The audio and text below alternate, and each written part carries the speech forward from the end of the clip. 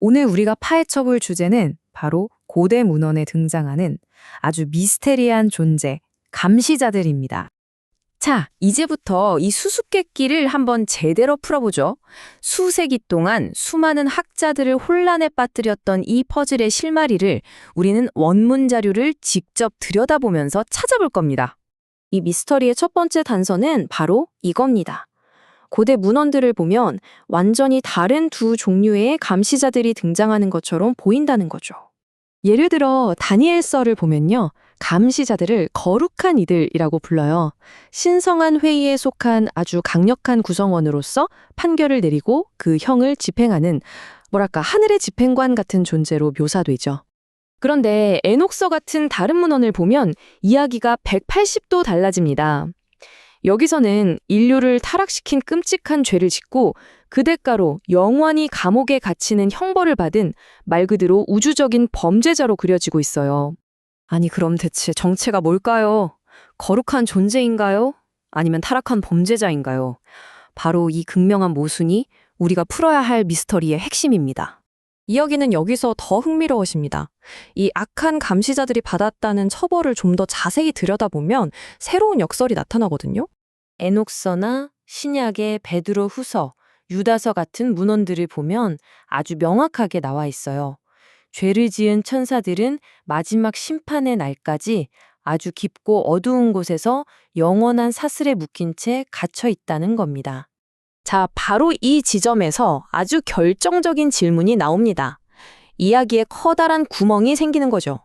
흥미롭게도 이건 제가 하는 말이 아니라 에녹서의 저자 본인이 직접 지적하는 문제이기도 합니다. 생각해보세요. 최초의 그 감시자 200명이 전부 지하 감옥에 꽁꽁 묶여 있다면 지금 이 땅 위를 돌아다니면서 인류를 타락시키고 어지럽히는 이 영들은 도대체 누구냐는 거죠. 자, 언뜻 보면 완전히 뒤죽박죽인 것 같지만 놀랍게도 고대 문헌들이 이 해답을 차근차근 제시하고 있습니다. 핵심은 바로 이겁니다. 이건 한 집단에 대한 이야기가 아니라는 거예요. 오히려 최초의 죄에서부터 비롯된 서로 얽혀있는 세 개의 다른 그룹에 대한 이야기인 거죠. 자, 보세요. 첫째, 죄를 지은 원조 감시자들이 있습니다. 이 200명은 심연에 갇혀 있죠. 둘째, 이 감시자들과 인간 여자 사이에서 태어난 거인 후손, 즉 네피림이 있었습니다. 이들은 육체를 가졌지만 결국 모두 죽임을 당했죠. 그리고 마지막 셋째, 바로 이 거인들의 육체가 파괴되었을 때 그들 안에 있던 불멸의 감시자 유전자가 육체에 없는 영, 즉 악령이 되어 풀려났다는 겁니다. 그러니까 이 고대 유대 문헌의 관점에서 악령은 타락한 천사, 즉 감시자들과는 다른 존재인 거예요.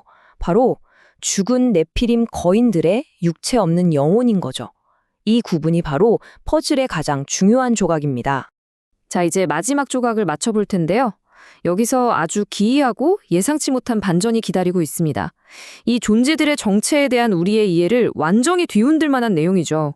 사큐 암람이라고 알려진 사회두루마리의 한 단편 문서가 있는데요. 여기에는 한 남자가 자신을 누가 다스릴지를 놓고 두 감시자가 맹렬하게 다투는 환상을 본 내용이 기록되어 있습니다. 그런데 여기서 정말 놀라운 묘사가 등장합니다. 그 두 감시자 중 한 명의 외모를 묘사하는데 그의 모습이 무시무시한 뱀과 같았다는 겁니다. 이 마지막 단서는 우리에게 아주 의미심장한 질문을 던집니다. 신적인 존재가 뱀의 형상을 할 수 있다면 우리가 아직 발견하지 못한 이 고대 문헌들 속에 숨겨진 비밀은 또 얼마나 많을까요?